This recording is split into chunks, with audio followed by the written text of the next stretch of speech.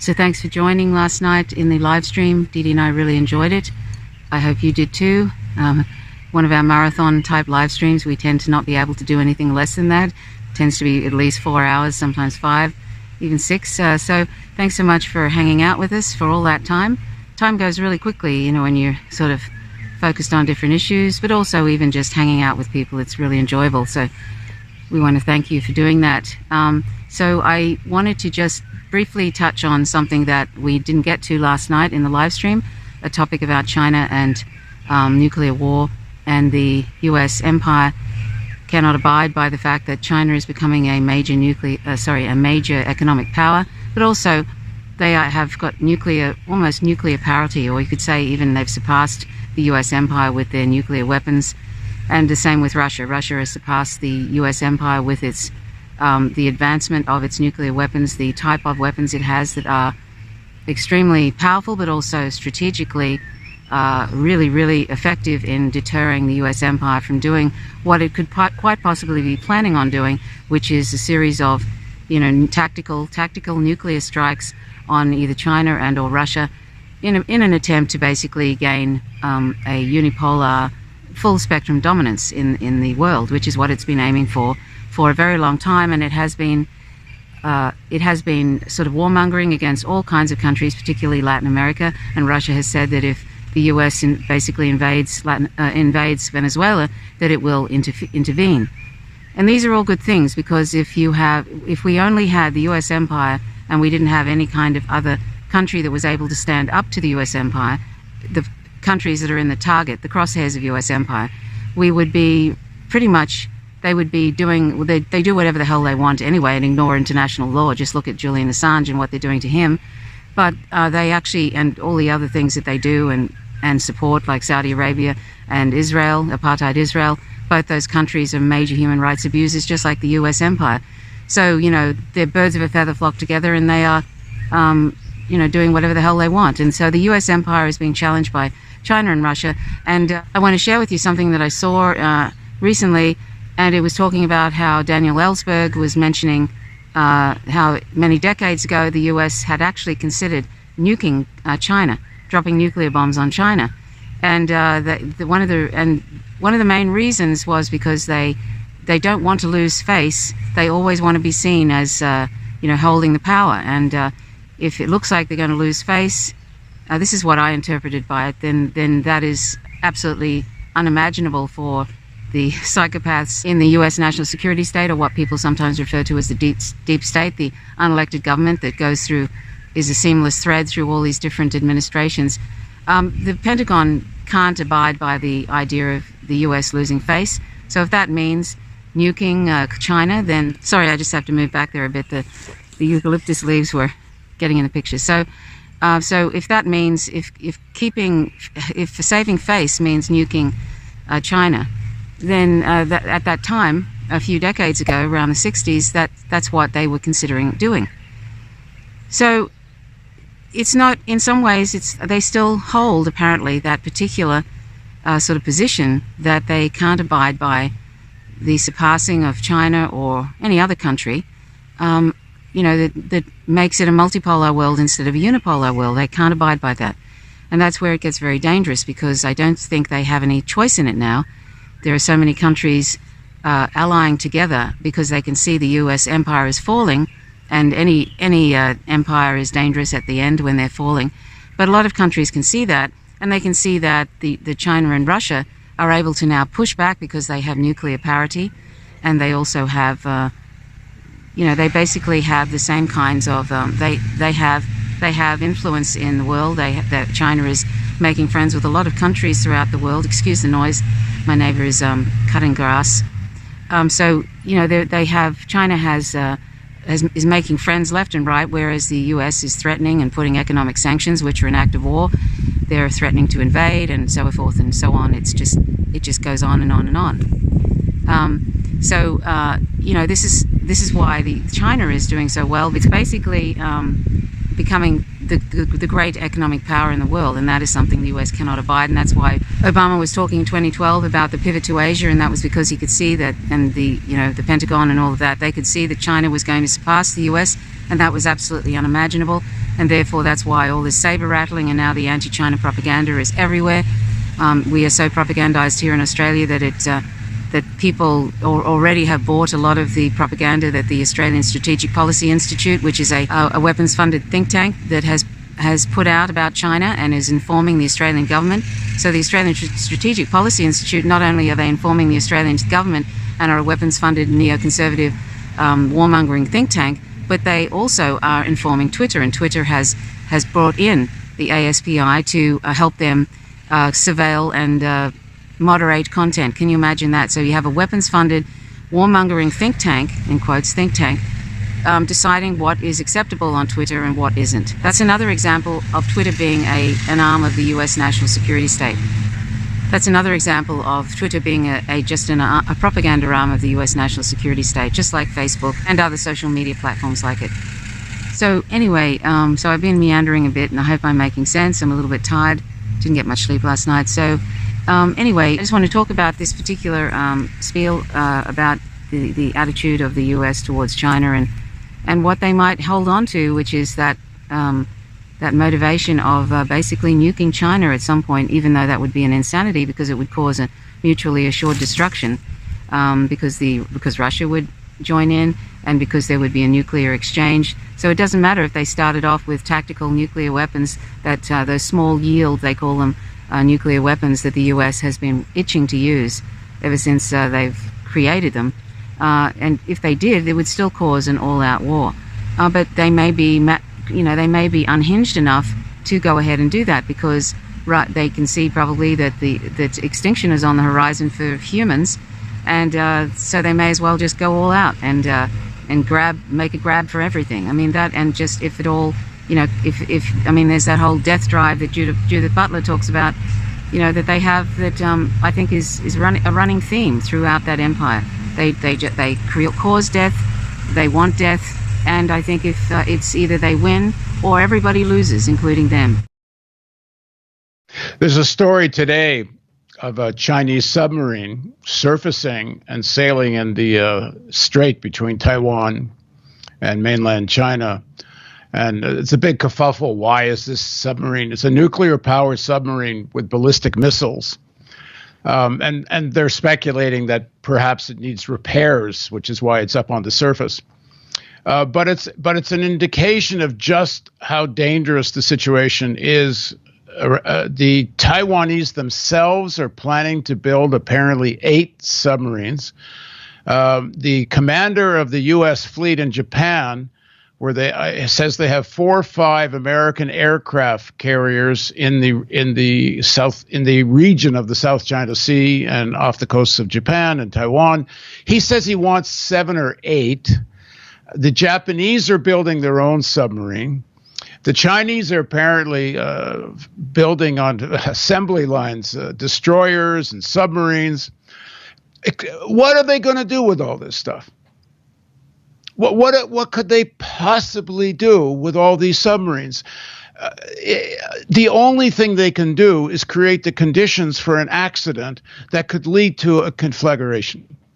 The Americans cannot actually go to war with the Chinese over Taiwan without it getting to a point where the Chinese win the ground game and the Americans are faced with a situation. Do they allow the Chinese to actually win, or do they go nuclear? For people that watch the analysis, they know I'm doing a documentary now with Daniel Ellsberg based on his book Doomsday Machine. And I interviewed him recently. And one of the days we interviewed, he had a document in his hands. And it was a report commissioned by the Pentagon in 1964 of the Taiwan crisis of 1958. And he says, this is still top secret, what I'm about to read to you. I could be arrested, meaning Ellsberg, but so could you, meaning Paul Jay and the crew. Are you sure you want to go ahead with this? And we all said, yeah, of course we do. So he read from the document, and essentially it's a report that has minutes from meeting of the Joint Chiefs and other meetings of top military leaders. And about in 1958, Mao Zedong has told the Americans to get out of Taiwan, that it belongs to China. Americans refuse. And the Chinese started shelling one of these little islands that are very, very near the coast of mainland China, as a sort of shot across the bow that you need to get out of here. And so in the meetings, there's minutes of the meeting, and one of the generals says to the other generals that President Eisenhower has already authorized the use of nuclear weapons if we can't contain this with conventional warfare. And one of the other generals says, well, we know we can't. They have way too many troops.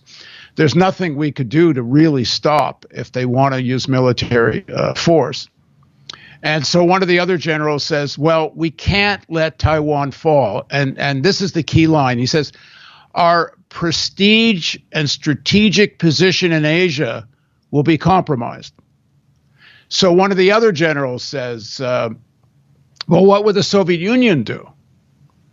And a general says, well, they've said they will defend Chinese sovereignty. And if we use a nuclear weapon on China, even a small, low yield, whatever, just off the coast of where they're shelling us from, the Soviet Union will probably have to respond. And what will that response be? Well, they might drop a nuclear weapon on Chiang Kai-shek in Taiwan. And then so one of the generals says, well, how could that, then what? And then they say, well, then we have to respond. Well, that means nuclear war. And the first general says, well, maybe, but the alternative is worse. What did he mean? Losing prestige and strategic positioning in Asia is worse than risking nuclear war. So Ellsberg concludes this by saying he does not believe that the plans or psychology of the American military planners has changed. It's still the same.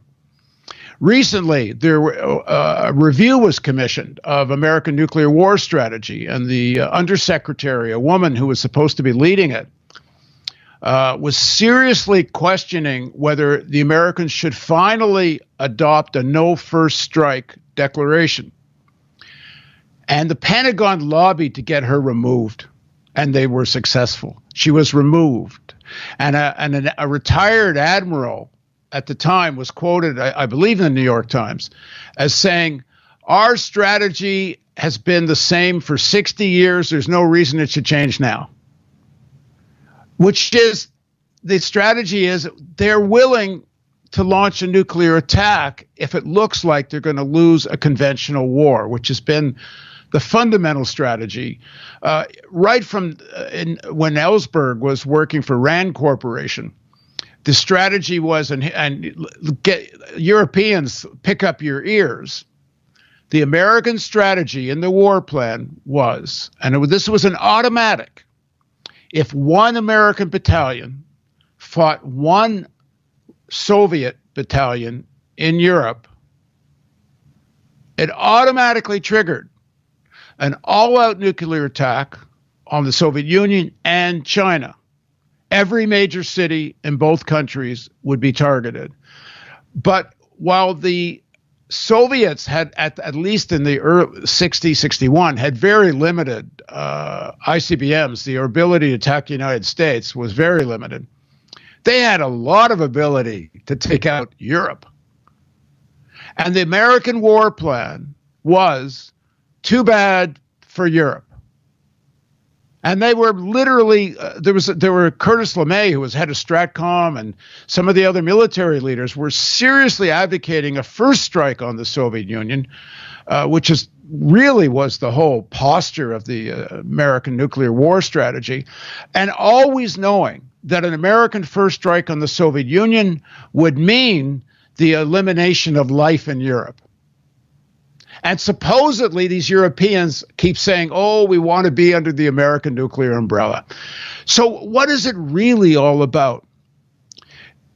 Ellsberg's come to the conclusion, and I've sure come to the conclusion, maybe even further than Ellsberg, but Ellsberg says that as insane as all this is, the kernel of rationality in this whole game is that it's all about money making. It's not really about anyone wants to go to war. It's about create a rationale for massive expenditure in arms and nuclear war manufacturing. And the Europeans and the Canadians, I must say, all want a piece of that arms manufacturing gravy train. And they're all willing to risk apocalypse for the sake of making profit. It's utterly insane. And the thing is that these geopolitical processes, and we're seeing this now in Taiwan, you got two things happening at the same time. You've got economic relations where the Chinese and American economies are entwined in a way the Soviet and American never were.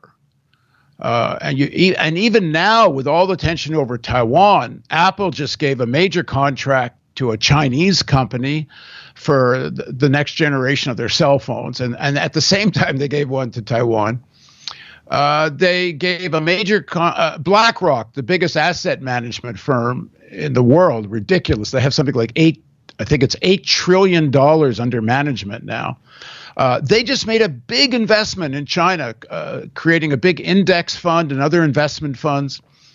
So you've got, on one side, you've got an intertwining of the capitalist economies. You have this geomilitary tension over Taiwan because the arms manufacturers, the more tense things are, the better it is for them. And they keep amping up the tension for all, just what I said off the top, but these submarines that Taiwan and others are building. The United States is building something like 12 or 13 Ford-class aircraft carriers at the cost of something like $14 to $16 billion each, more than a dozen. I saw a really interesting interview the other day. David Frum, the guy who used to write speeches for George Bush, interviewing another big neocon brain. I forget which, it may have been Kagan. I can't remember which one it was, but one of the big neocon brains. Even he says aircraft carriers are absolutely useless. Both the Chinese and Russians have missiles that can take out aircraft carriers in minutes. They're literally pointless. If there actually is a real fight, they're gone. The only reason to build these things is the amount of profit being made. And what's really the whole irrationality of capitalism, which is the underlying real issue here, is so crazy. Like, who are the biggest owners of the companies, corporations that make atomic bombs, that are making the Ford-class aircraft carriers? Who are the biggest investors? The exact same financial sector that's putting money into China. It's entirely irrational, except that it's all about profit making. But it's so damn dangerous because they're playing with literally ending life on Earth, because one damn accident, and there's been a few over the years that have come within a hair of blowing us all up. And like Ellsberg and others have said, it's a complete miracle that we're still here. So, as much as it's important to focus on the question of climate change, and there's no doubt it's an existential threat, nuclear war is also, and in some ways even more immediate, existential threat. So yeah, we really need to talk about all this, and the idea of people in the climate change movement and activists. We all have to, no matter what people are involved with, we need to be educating, organizing around both climate and the issue of nuclear war.